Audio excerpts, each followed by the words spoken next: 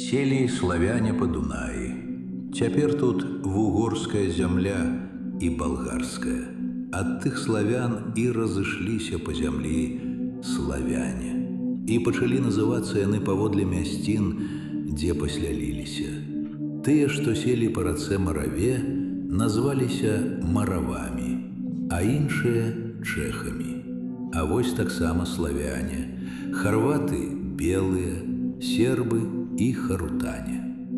Калі на дунайскіх славян напалі волахі, сталі жыць сярод іх і прыгнятаць, гэтыя славяне пайшлі і селі па Вісле і назваліся ляхамі. Ад іх жа паходзяць палякі. Гэткім чынам славяне пайшлі і селі па Дняпры і назваліся яны палянамі, а тыя, што сярод лясоў, сталі жыць драўлянамі.